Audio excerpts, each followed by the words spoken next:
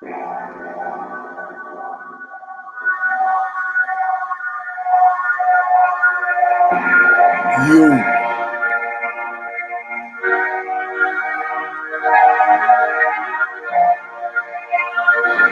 are now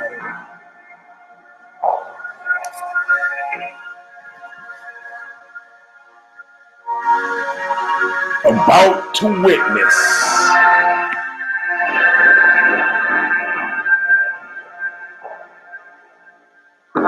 the awesome, crushing might of Knuckle!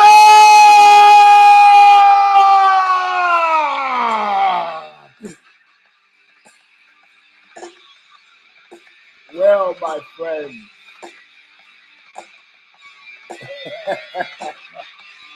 welcome to a show that indeed never seems to end. It's a bathroom. I guess somebody always does it, like the bathroom preview. I guess bathroom review.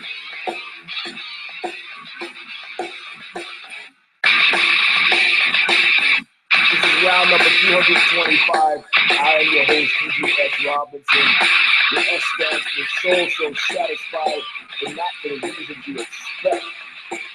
Post facto, UFC 196, DIAZ-McG, Holmes versus Tate.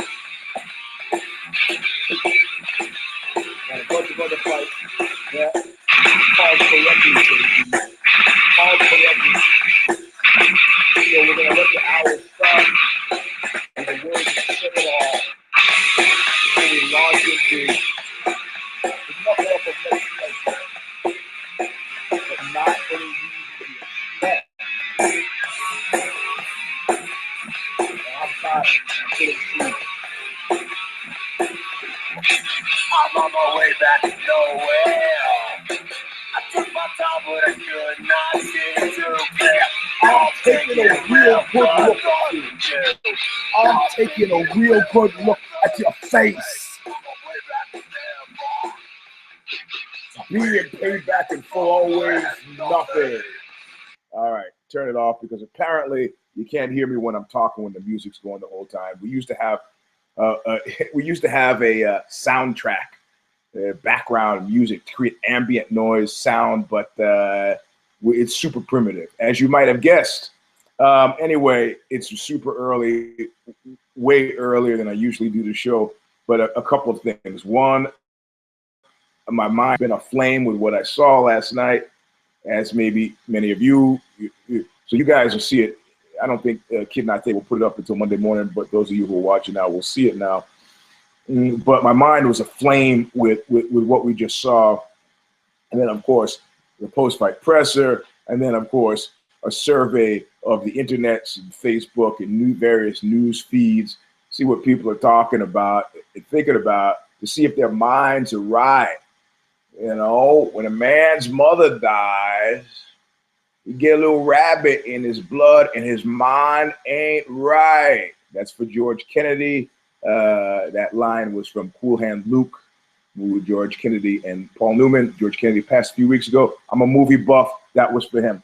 So UFC 196, which is what we saw. Yes, my mind has been aflame because I can see largely that people, their minds, their entrenched minds, when they find out what the competition is really like, they hide like little mice in their holes. Their minds are hide bound, flesh bound. They can't see the grander picture, the platonic picture that what we just saw around in UFC 196. That's what we're here to talk about. But first, I want to, in brief, talk about. I keep saying I'm going to talk about it. And I'm sorry at the top of the hour, especially with a show like this, to go into, but I'm going to have to spend about a minute talking about the suitcase theory because I've been talking about it. And then I say, remind me about it, and I keep forgetting. So the suitcase theory, if you remember in Pulp Fiction, because I started talking about Cool Hand Luke, talking about movies, remember Pulp Fiction, they have this suitcase.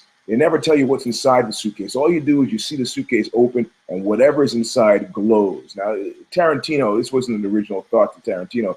He actually got it from some Hong Kong picture where they never disclose what it is that these gangsters are traveling around with. It's not an issue. It's something extremely valuable. That's all you know.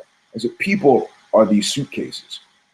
And specifically in a relationship dating context, you look at that suitcase, you go, damn, that suitcase has got all kinds of stuff that indicate that what's inside will be things that I like, and you get that suitcase home, you secret it home, and you open it up, and inside you find cheese and moldy cheese and string and a few shiny things. You realize, hey,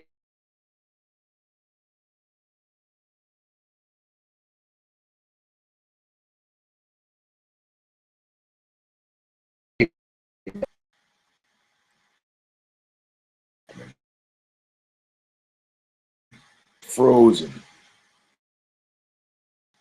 God damn it. AC is going out. Who has my next me? Don't give that shit out too much. I'm frozen. Jesus Christ. Okay, there we go. No? Is that back? Okay. All right. It seems like we're back. Okay, sorry. Okay.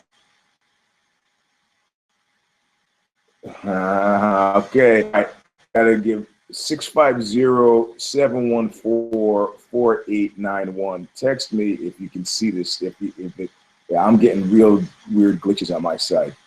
So anyway, the cosmetic appeal, it takes you your whole life to figure out that the cosmetic appeal of the suitcase has no bearing on what's inside.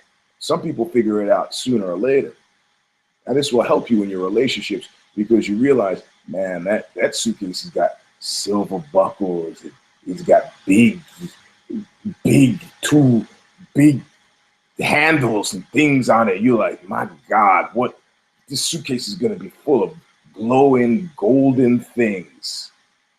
And then you get that suitcase home and open it up, and there's nothing like what you thought. You're like, God damn, how many times am I going to make this mistake? Well, if you're like some, you make it your entire lives. People are these suitcases.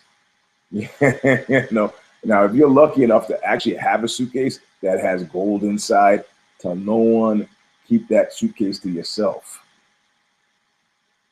Yes, the cosmetic appeal might indicate, but somebody who's savvy will go, I'll take it home, and they won't even open the suitcase. Satisfied with what's on the outside. That's damaging. And you lose it.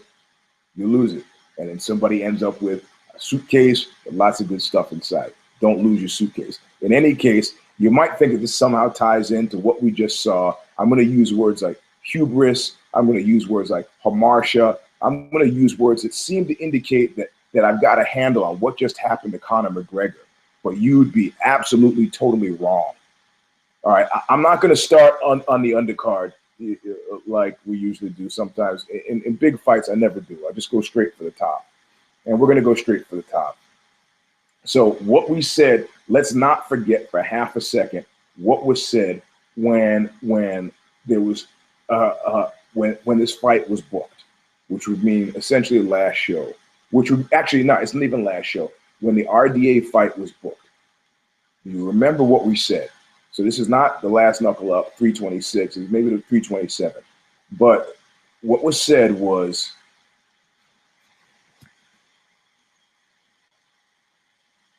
he has to piss. Now, I've been sitting here for like an hour, like doing emails and getting ready to do the show, and he didn't have to piss until I started talking, and then he had to piss. So you're going to have to wait or piss on your bed. I can't help you right now, my friend.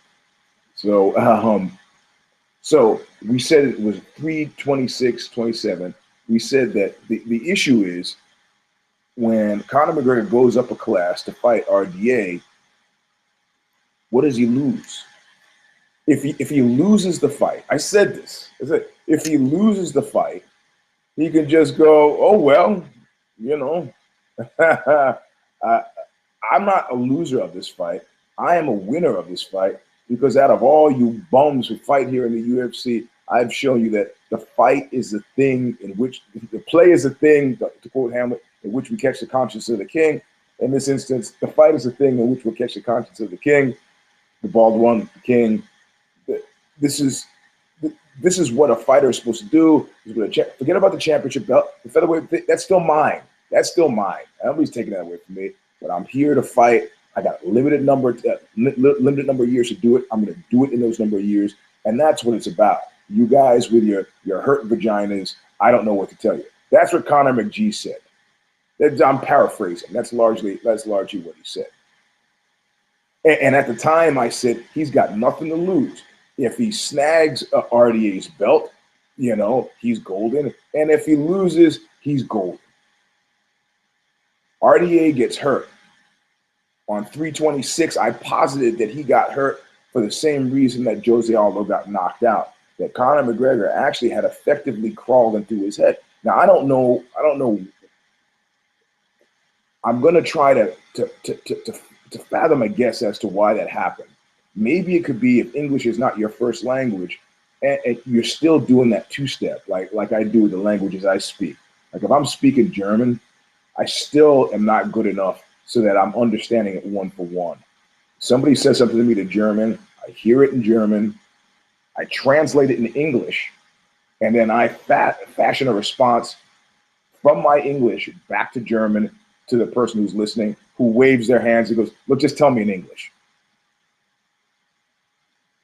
So maybe it happens with the Brazilian fighters. I'm not going to go on and make any bold claims about Brazilian heads or Brazilian hearts. Maybe the issue is when you've got that communication two-step, that you're never going to be able to keep up with the trash talk. That is a necessary component of the game. At this point, we realize it. I realized it on 326 when I talked about Anderson Silva. He's not fucking around when he's fucking around. Anderson Silva's fucking around is intimately connected to his fight style. It is as much of his fight style as his Muay Thai training or his Brazilian Jiu-Jitsu training. It's part of it. It's not an extra thing that he can turn off or turn on. It's there like his face. Okay. So I'm not. I don't know what it is that's allowed Conor McG to crawl in the heads of Brazilian fighters, but it crawled in a different way with RDA. And I think he was training so hard, he hurt his foot. Fine. Broke his foot, they said. Okay. Foot's broken. Sit down. But now he's got to poop because he's farting. So RDA gets hurt. They're casting around. Some of you vociferously disagreed with me on Twitter. Now this is terrible. This is cockfighting now. Why? Because you thought that they pulled Nate off of a couch in Stockton and said, "Hey, buddy, you want to fight?" Like the old carnival barkers. They brought him into a side entrance and said, "Hey, kid. Hey, Nate. Kid Nate. Hey, God damn it. I'm sorry. I got to let the dog out because he's going to shit on the floor. And now he's fleeing. Okay. So, it's not. Sit down. Sit down and stop it. You're fucking up the show. I got to. The cat's the dog. I can't. So he crawled inside their heads. Now, Nate, some of the tweeters, people on Twitter were like, Eugene, this guy. I go, no. He just fought. He just called out Conor McGregor. The Diaz brothers are in the triathlons. I don't know whether they got that for the bald one got that from me and decided to give that as a narrative storyline for why this wasn't. We're not just yanking guys who are unprepared. It was 11 days notice. Yeah, fine. If you're fighting the UFC, that's your job. Don't be walking. If you're in the Phantom Toll booth, yeah, maybe. But let me tell you, Diaz was not in the Phantom Toll booth, nor was he Major Tom, nor was he Lost Battalion. There is another category. I haven't come up with a name for it, but there's another category. I guess just what do you call those guys in the top 10? Well, you can get guys in the top 10 like Chris Weidman, who are clearly lost battalion. Well, you could also just have guys who are in the top 10. No, you can't have. So you put Cerrone. Oh, I would rather see Ferguson. These are not money fights, man. You can, if you haven't been able to figure out, there's a certain category of cat. There's a Chael Sonnen, there's Diaz brothers, and these are people who realize that as soon as you finish a fight, you have started your next fight. And when you start that next fight, you know, don't give me that crap. Well, who do you want to fight next? Well, I'm willing to fight anybody that they put in front. Oh, come on. Stop that sucking up stuff. No, it does. You do realize, like, if you look at Pasolini's Solo, right, you do realize at the end of that movie, they said all the suck ups and snitches and people who curried favor, they thought that they were going to get something great. And they said, you know, we're going to give you the pleasures of heaven. And they're like, great. And they just shoot them all. We're going to give you the, that was it. And then the ones that had resisted said, now we're going to give you the pains of hell. No, actually, it was reversed. Sorry. The ones who resisted, the ones who played along said, we're going to give you a great present.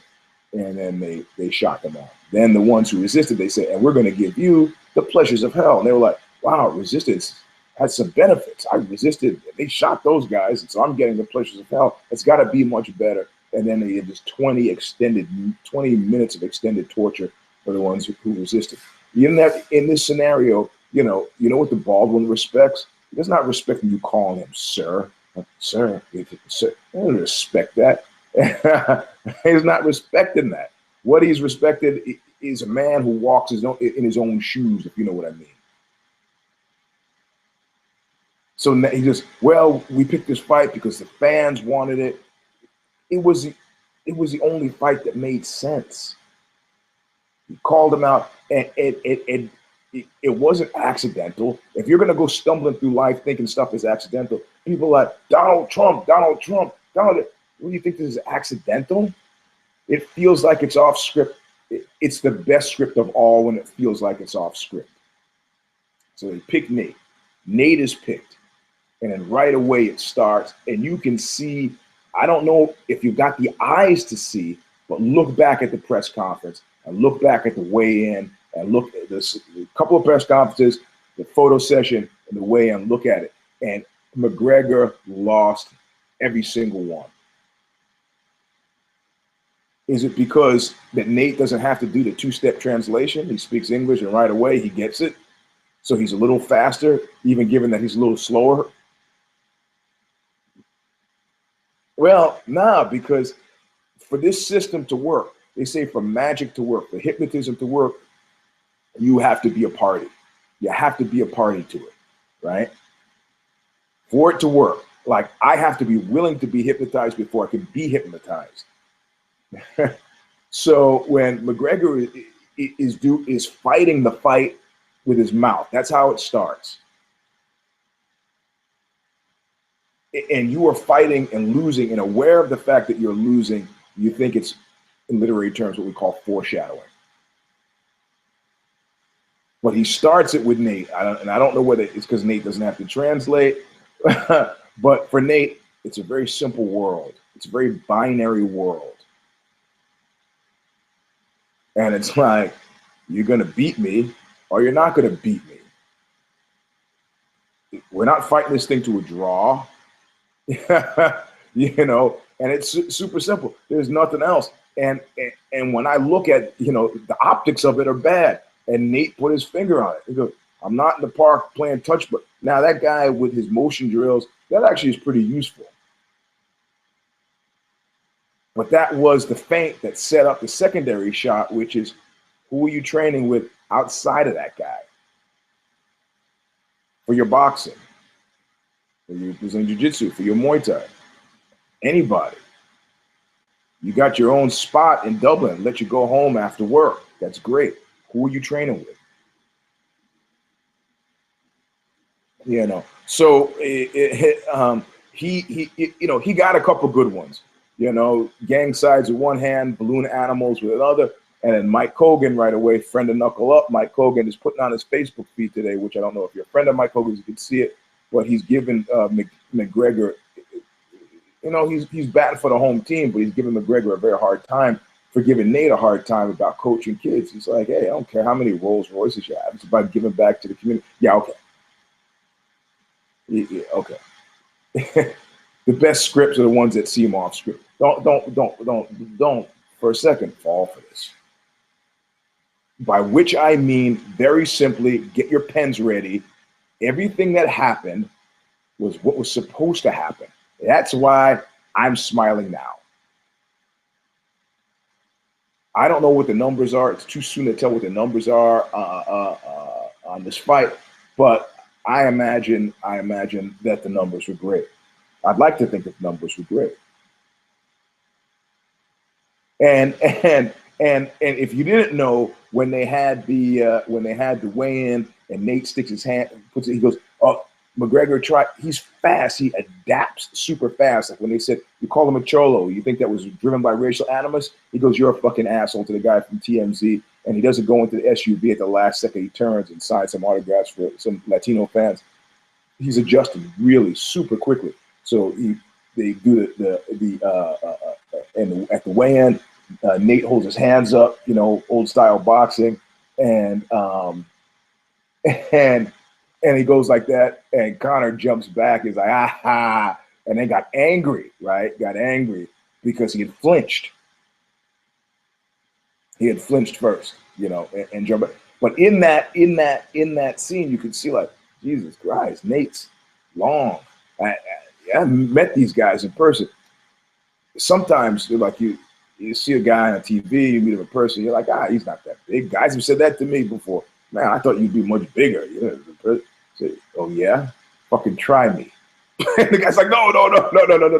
I thought you'd be taller. Oh yeah. Well, in the instance with the Diaz brothers, they seem tall, but you go, well, they're probably skinny, so they're not that tall. No, they're actually tall. I mean, they're tall guys. And the range, you start to think, like McGregor started to think, oh man, and so first he framed me because he was afraid of me. Nah, buddy. I like it. I mean, if you want to go back and watch only the press conferences, the weigh-ins, you're going to see some masterful jockeying, and you're going to see McGregor lose every single one of those. Because what do you do if your strategy is to crawl inside the head of a guy whose head you can't crawl inside? Can't survive it. What are you going to do? I mean, and you can see the same kind of frantic scramble that goes into it like a fighter. I got to put up with this. The same.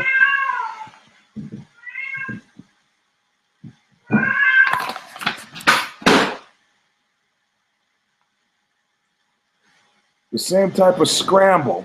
See, at nighttime, I don't have to deal with this. As you change the time, everything goes to hell. So the same type of scramble that goes into, into doing the math while you're in the fight, to keep in the fight is the same thing that's happening at that shit was fascinating. That shit. So if people are watching this fight, this masking of Conor McG for Rhodes in, you got it. It starts there. But not people, I mean, you could take a guy whose English is his first language and is not especially vocal or verbal, and he's not going to be able to make it through that anyway. I mean, there are plenty of guys who speak English. You put Frankie Edgar out there, and what's Frank? Oh, your mother, Frankie, and Frank would be like, yeah, fuck you. Okay, fuck you. I mean, I got nothing for you, but fuck you. Okay. So, and then Nate you've been fighting midgets, you've been knocking out midgets, you're in a different place now, like 50 Cent said, and Get Rich or Die Trying. Do you know where you are? You're in the jungle, baby. You're gonna die. So McG was already on unsteady ground, and then there were the assertions, oh, he's taking steroids, and this is what we call a MacGuffin. Now, I don't know that Nate believes he's taking steroids or thought they were taking steroids and say, well, how's the guy going to go from 155 to, to 168? And, well, that's easy in Vegas. Give me the seafood platter, baby, and the cream cheesecake. But that wasn't the point. The point of that wasn't that at all. The point was to crawl inside the brain pan. And if you're going to talk about head game, Nate won it every time. I'm sorry. I'm a McG fan, but I could see it in his eyes.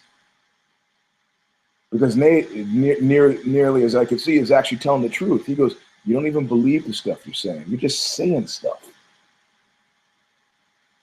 I mean, it's an unerring instinct to be able to actually peg it for what it is. Like Wallace Stevens talked about, the man on the blue guitar plays things as they are on that blue guitar. He's calling it like it is. So they start the fight, and Nate said, I've been out of it for a while. I start slow. Again, something's got to happen. I mean, what I thought was strange is that you don't have more fighters who go in, everybody's amped up. It's because you're amped up to just go in and just wait. I mean, you've seen it happen in street fights. Guys are trying to figure out, is it go, is it go, is it go? Well, you have to defend yourself at all times. I have to defend myself if I need to defend myself. Guys across the cage from me, I don't have to do shit. He comes in, he's doing this, but you see him sort of realize something with the spinning and so on, the spinning kicks and his karate. He's like, man, that's a lot of distance to cover between the difference between me and my fist and him and his fist and legs. It's a lot of distance to cover. And then, of course, when the shots started coming, look, what I want to say, we all saw the fight. There's no fight analysis needed for a fight that we all just saw, but I'm talking about the issues around the fight we just saw. You do realize, of course, that everybody wins. Everybody wins with this one. What did Conor McG buy himself? McG just bought himself vulnerability, which he did not have. People are like, oh, is this him being brought to heel? Is this the bald one's wet dream that now this guy would have him over barrels? No, not at all. Not at all. Because he saved the fight. He took a fight. I mean, Nate took the fight in 11 days' notice, but McG also took a fight on 11 days' notice against an opponent that he wasn't expecting to fight, having to endure a weight gain, which is not as tough as a weight loss, but he's still carrying around weight. He said at the end, man, I was inefficient. I was tired. It means I was moving too much. Well, you weren't moving too much. He was talking about inefficient because he was moving and not, there were no dividends to his moving. But he was also moving and carrying around extra weight. So from 155 to 169, is that what he came at, 168? But so it's not like, oh, he's been brought to heel. How is that possible that he's been brought to heel? You're thinking about this the wrong way if you think that's what happened. He is the ultimate company guy because he's the company. And even the jungle knew that this was a fight that needed to happen versus any other scenario, which was cancel the fight, postpone the fight, put the fight off, fight, somebody who didn't threaten the apparent franchise. Nah. We would have all sniffed that out as bullshit immediately. Like a buddy of mine once said, you ever see a cow and mistake it for any other animal? No, you see a cow, you go, that's a cow. See a bullshit fight? That's a bullshit fight. Diaz, again, it wasn't a bullshit fight.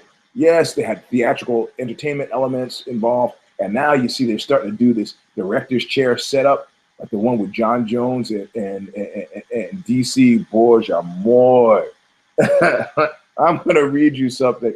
I'm taking a slight digression here. I'm going to read you something that somebody sent me last night. I don't know if he wants his name mentioned, so I'm not going to mention his name. He goes, John Jones is the kind of guy that you do coke with.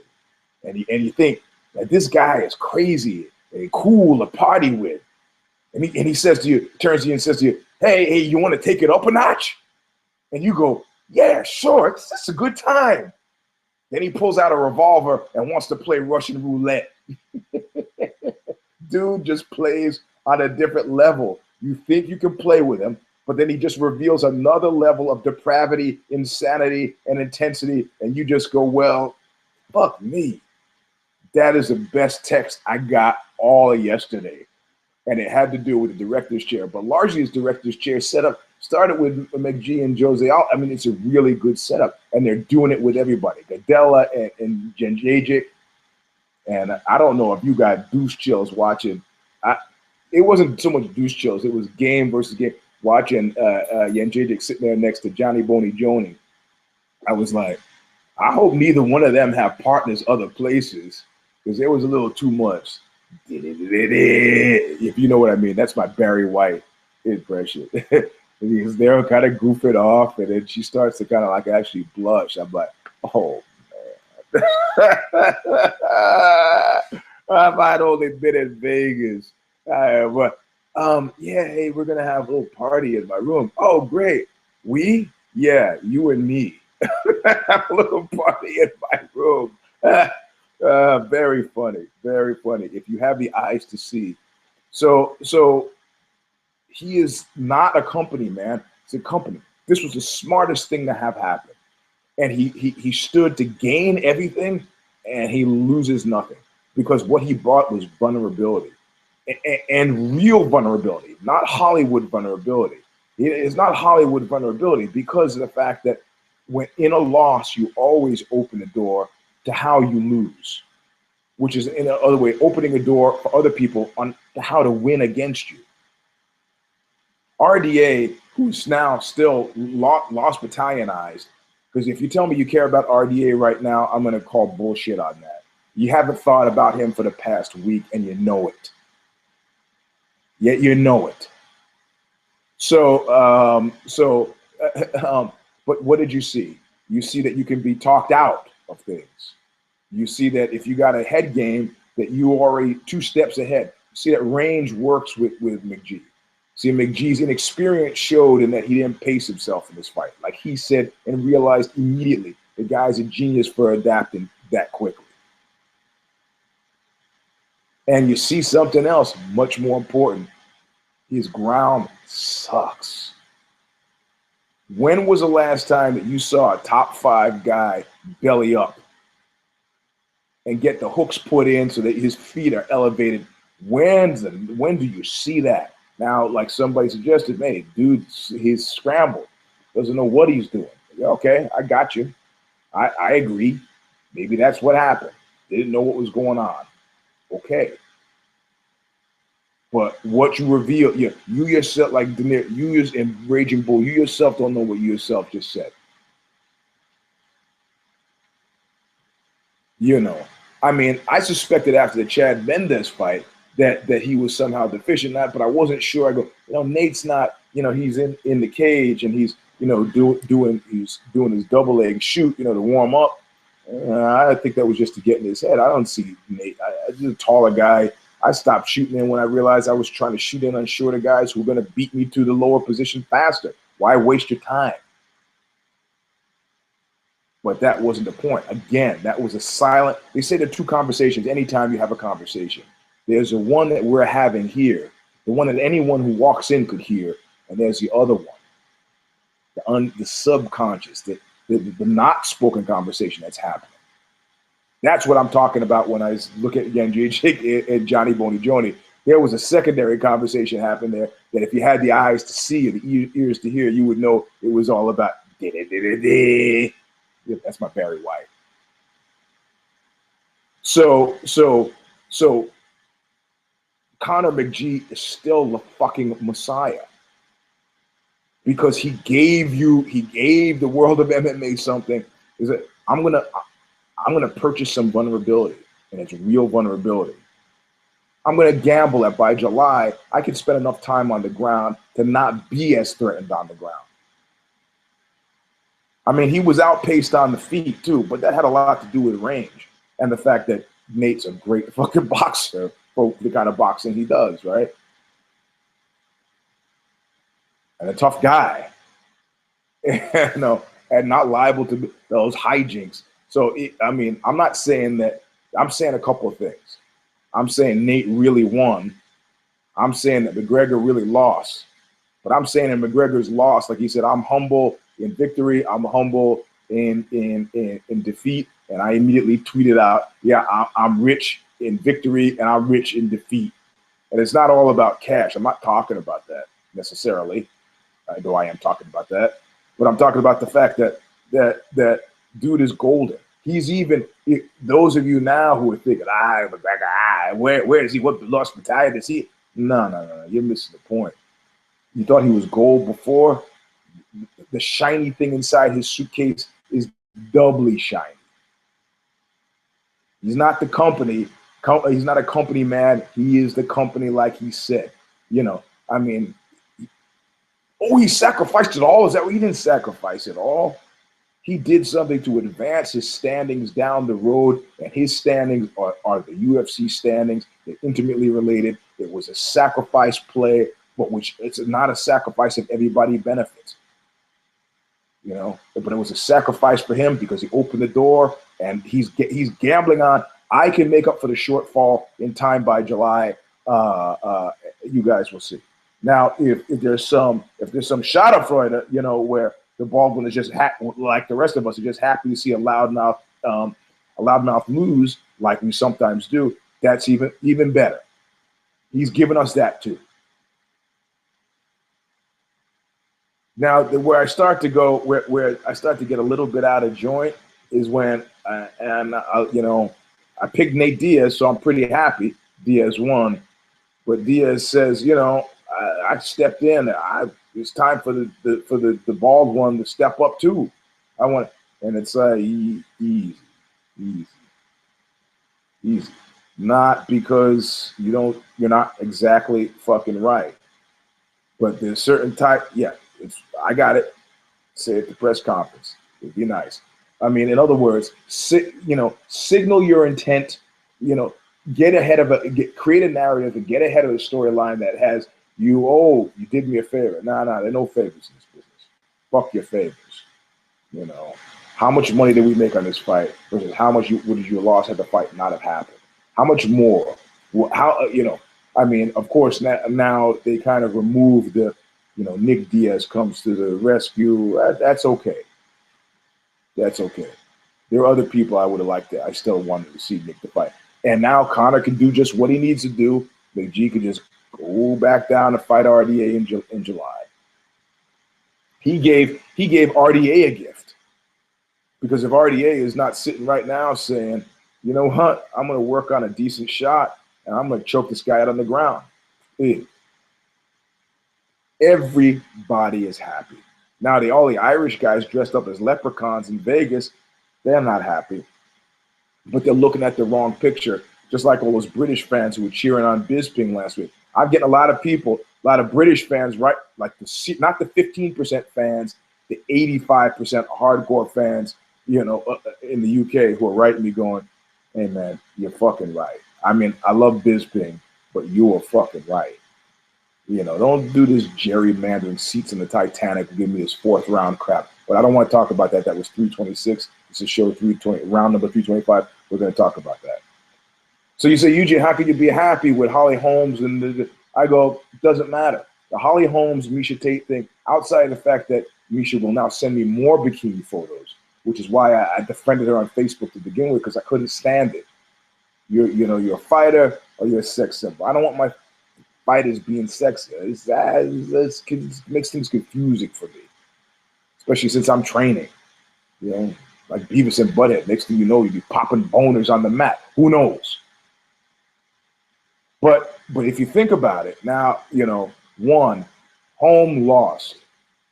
But she lost in a way that you expected her to lose. Did you ever expect her to lose any other way? Did you think that Misha was suddenly going to knock her out? You didn't see that. That she was going to kickbox her to death? You didn't see that. Nah, you didn't see. You saw her getting outpaced on the ground, and she also has some time now, like Conor McG, to work on the ground. That's not the point. The point is You think, oh man, god damn it. Now we got this fight that nobody wants to see, which is Naisha against a returned Ronda she's in her third fight with Ronda, and she's gonna lose the same way. And that's, you're right. That fight doesn't have nearly nearly as much juice. That fight doesn't have nearly as much juice. But it doesn't Ronda, the fight that still has juice is for Ronda. Think about the narrative line, to fight Holmes no matter what. If she beats Holmes, then the story of her return to get her belt against Misha, that's a golden narrative. And they can sell that all up and down the line. If she loses to Holmes again, then she shuffles off into retirement, a great champion, Hall of Famer. We all miss her and we love her. And it sets up Holmes. She's been spending the last year doing her jiu-jitsu, and she's back. And Holmes goes in a second fight with Holmes, Holly Holmes, who was on her way to winning that fight. And I know her grappling was bad, not because she got choked out, but because with that much time left on the clock, she didn't do what 90% of the people who take jiu-jitsu would have done in that situation, which is essentially bring your knees into your elbows and turtle up. Screw it. What's the worst that's going to happen? They're going to restand us? Nah, I'm not trying to do any. I know I got the fight. I'm going to turtle. I'm going to look through my fingers at that clock and wait for the time to run out. I do that stuff in practice. If I'm in an especially bad situation, that's what I'm doing. Waiting for the end of the world. But to her credit, she kept trying to make things happen. And, at that point, there's the deep sea thing where you free diving, where people are holding their breath. It's help, but it doesn't help because your body's still burning. It's not like you're just sitting there like I am, holding your breath, hoping good things are going to happen. So I'm okay with Tate winning, even though it fucks up my count. But my count, all in all, was good. I picked, I didn't remember the name of the guy, Nordine, beaten by a Frenchman. I didn't have his name down, but I wrote, can you see this? I can't see if you can see it. Yeah. Not Silva. I wrote not Silva. That's it. I couldn't remember who Nordine. So I was right on Sanchez. I was right on Nordine. Eric Silva lost in a spectacular fashion. What a whole fight world is afraid to hurt a guy's feelings. He's not a bum, but he's done. Corey Anderson, even though I thought I don't know what he was talking about. I was disappointed with his fight in total, but I picked him and he beat Thatch because Thatch is a gifter. They're not made, baby. They're born. Valentina was another one of my picks that went down. I picked her, and she just fought. They kept saying, well, in Muay Thai, you take off the first round, whatever, Jack. She's great, but she needed to fight with some sort of freaking urgency against Nunes, and because she had Nunes. If they had been a fourth round, Nunes would have. But you know what? You know what that fourth round is called? It's called the first round. You take the first round off. What are you thinking? You gambled, you lost. It's okay. I still like Valentina. She lost. In Kazakhstan. Latifi, I don't know, this ridiculous shot thing that he was doing. Man, John Vellante is a fucking gifter extraordinaire. But pressing this guy up against the cage and holding him, I mean, you did. You got a couple of takedowns that way, but that just seemed kind of pointless. It put me on pins and needles. But Latifi. So I had a good night. I had 1, 2, 3, 4, 5 on, 2 off, and a lot of other don't cares. There were a couple of noteworthy things during. I mean, they had clips from this press conference, and this thing now they do with the bleacher seats, and Chris Weidman is talking to Luke Rockhold.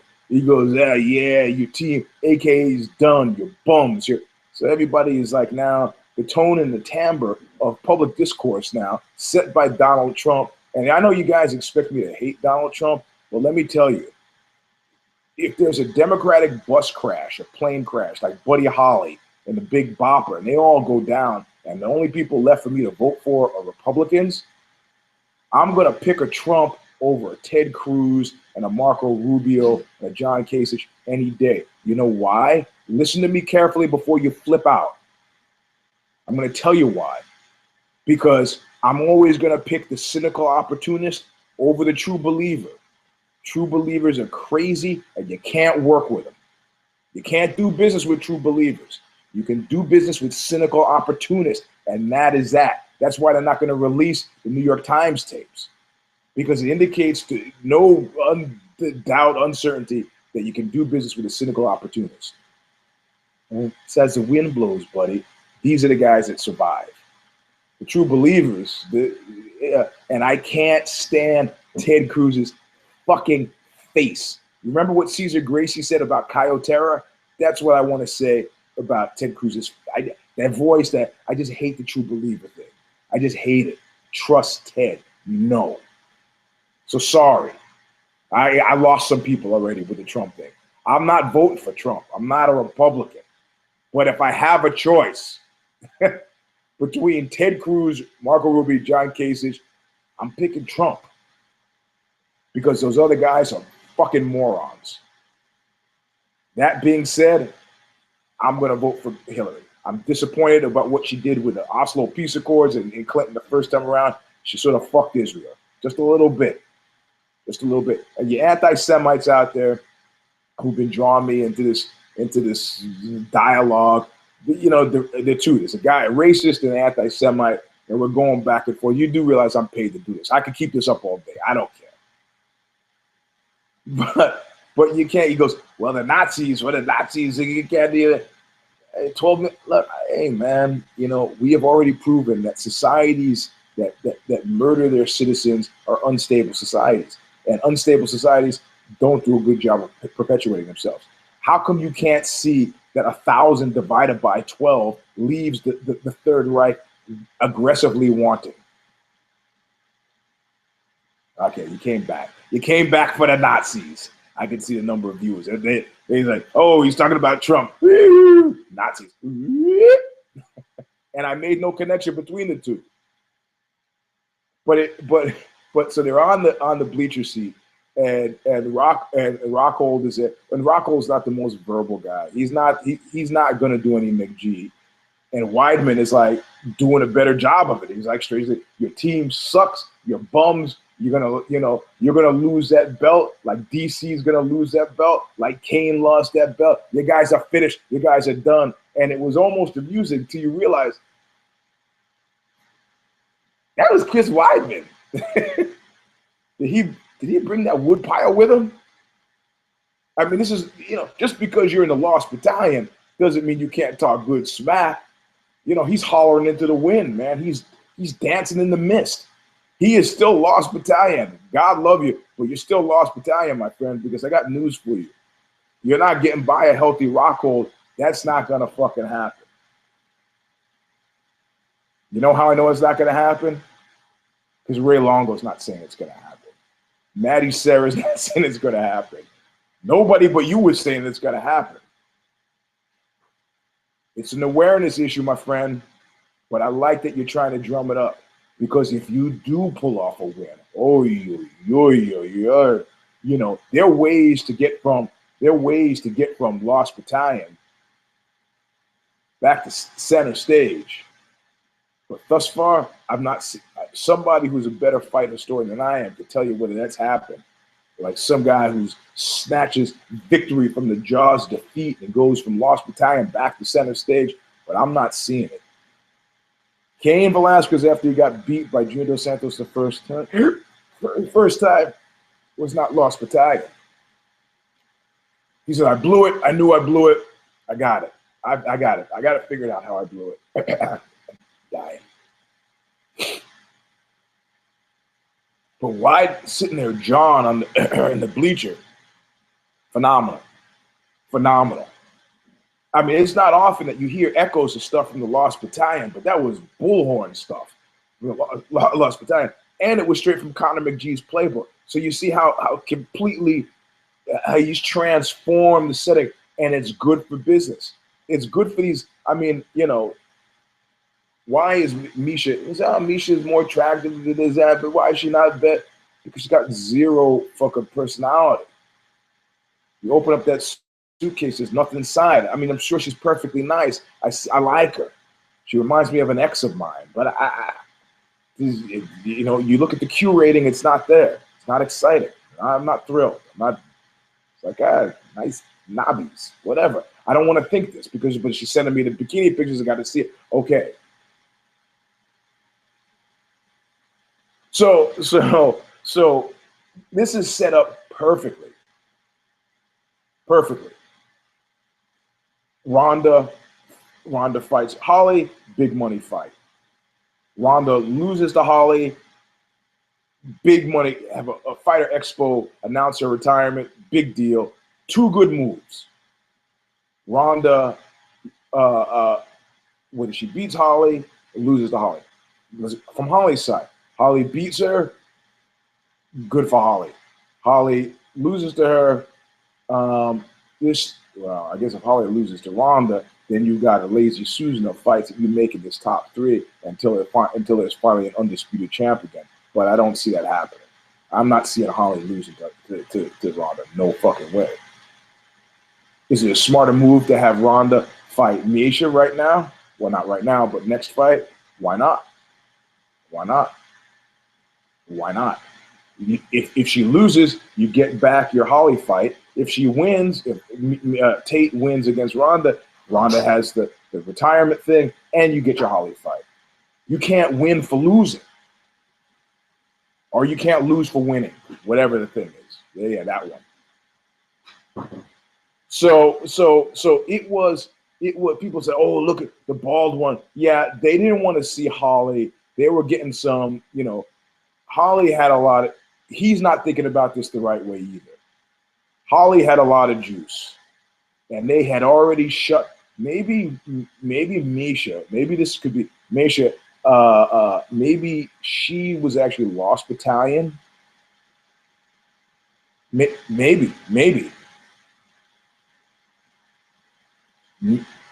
I never really felt like she was Lost Battalion. I felt like she was Phantom Toll Booth. After like if Holly hadn't come along and she just floating out there, was just waiting for the phone to ring, for what? She was Major Tom. So she's back center stage, Major Tom. So first thing I texted afterward was Susan Lucci wins. I'm happy for her. Fucked up my count of the night, but I'm happy for her. So the bald one in the short term was like, man, I invested. This was the Dragon Slayer. This was the Ronda Killer. It would be nice if we had another dominant champ for a while instead of, but you sleep on it. You wake up like I did after having a fitful, feverful night of thoughts about this stuff, and you realize this is not bad. This is not bad for business. And this is much like the sport in micro, in macro, the business picture. This was a fucking great turn of events. UFC 196 was a great turn of events because a month ago, I was decidedly much more downbeat about 2016. If you remember very clearly, I said, hobgoblin is consistency is a hobgoblin of little minds. You remember I said 2016 was shaping up to be the most worthless year ever. Was there any fight that you were interested in other than I named 2 fights? DC and Johnny Bone and Johnny being one of them.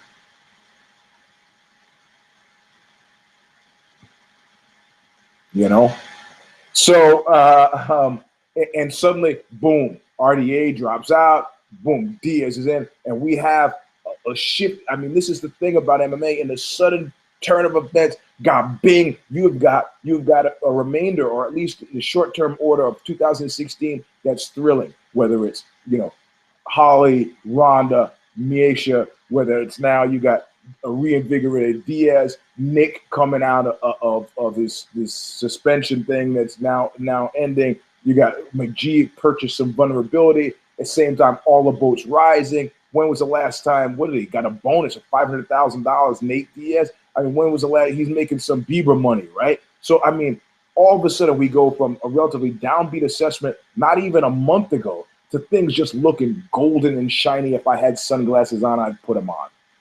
This is what good fights do, and this is where you create opportunities for great shit to happen. Yeah, the whole Zuffa family might have been, shit.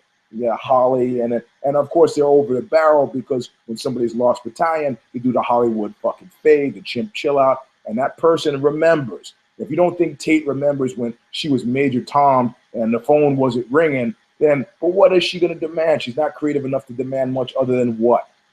A little more cash? Okay, you got it. Since you probably won't have it for very long, but you got it. You got it. What I saw in Holly's loss is that Holly won't be losing long. It's not, you have two people in the face of loss who go, fuck, I'm a loser. And you have two people in the face of loss who go, nah.